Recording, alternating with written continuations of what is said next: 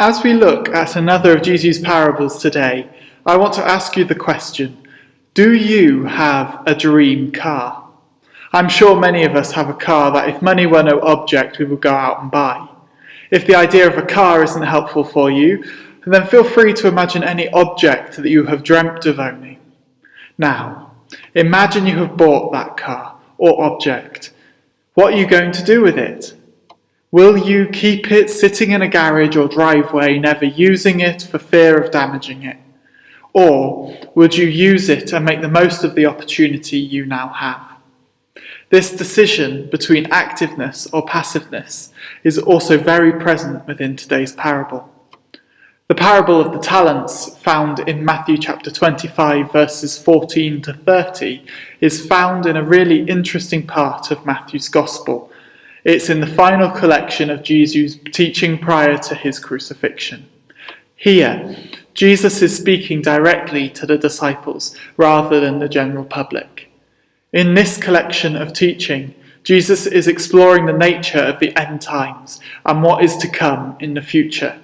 However, through this parable, rather than giving details of when this will happen or how it will happen, Jesus chooses to teach his followers how they should be and act while they are waiting for this to occur.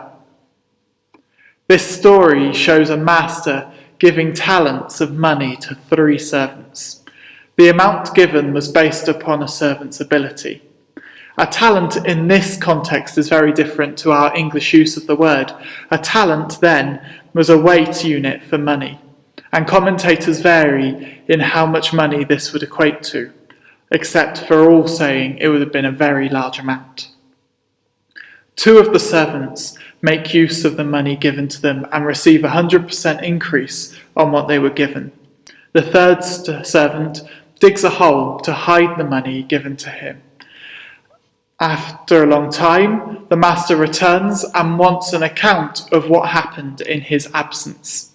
He invites the first 2 servants to enter into celebration with him while casting the 3rd servant out. At first glance, the treatment of the 3rd servant can be seen as an overreaction by the master. However, it is a stark warning for Jesus' followers not to follow in this servant's footsteps. This parable contrasts the actions and attitudes of the first 2 servants with the 3rd. It also speaks into what our attitude is towards God, towards self, and towards our kingdom responsibility in this world.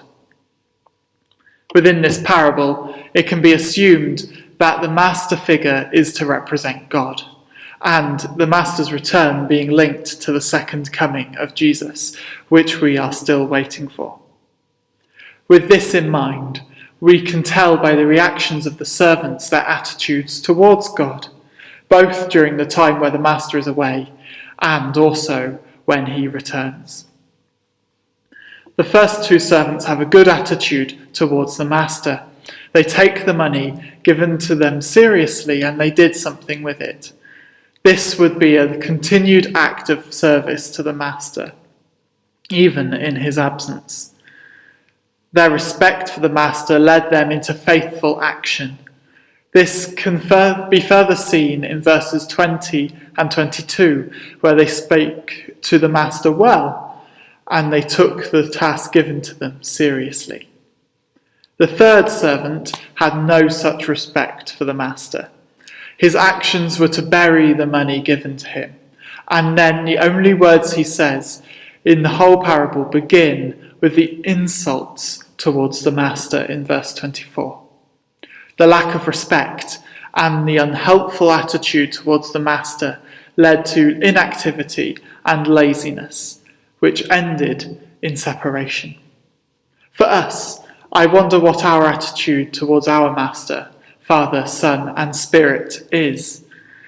Do we have a respect for God which leads us to faithful and obedient activity in his name? Or do we end up being inactive, lazy, and argumentative when expectations differ to the reality we find ourselves in? Our actions in this life show us and others our attitude towards God. The way we do things or don't do things can highlight an honour or a dishonour of God. How is your attitude towards God? This parable also can highlight the attitude a person has towards themselves. At the beginning of the parable, we learn that the money was given to each servant in proportion to their ability. Therefore, each of the 3 servants were able to do something with what they were given. What we can see in their reactions was how they trusted themselves to be able to do the job at hand. For the first 2 servants, we see how they got to work investing the money they were given. We don't know what they did to get the return on the money, but we know that there was a long time between the beginning of the investment and the return of the master. Throughout this time, they continued to trust in their ability to do the job, and they remained faithful. This continued faithfulness and trust led to fruitfulness in a return of investment. The trust in their ability stemmed from their trust in the master proportioning the task. The 3rd servant, on the other hand, didn't trust themselves. We see that they buried their share so they could guarantee returning the money to the master as it was given to them. In verse 25, we read that they were afraid, which led to the burying. This might have been a genuine fear. However, the fear left the servant in a state of distrust in their ability, which didn't match the trust the master had in them. The fear of failing in the task left the servant in a state of inactivity, and that is the issue. Also, the 3rd servant is the only servant to want to return the money. The first 2 servants speak of what they did with the investment and don't mention returning the money at all. Additionally, if you can remember when we looked back at Jeremiah burying a garment, it found in Jeremiah chapter 13 verses 1 to 11, we looked at this on the 30th of August this year. You might remember that the buried garment lost its integrity and was good for nothing. In the same way, the buried money would have lost its value over a long period of time of the master's absence because of inflation and other reasons. The 3rd servant's attitude towards themselves was one that led them to inactivity and self-doubt because it did not stem from the trust in the master. I wonder how you see yourself in service of God. The master divided the job and the money in proportion to the ability of the servants. In the same way, God provides us with tasks and giftings in proportion to our ability. Therefore, inability or a lack of confidence should never be an excuse towards God in our service of the kingdom.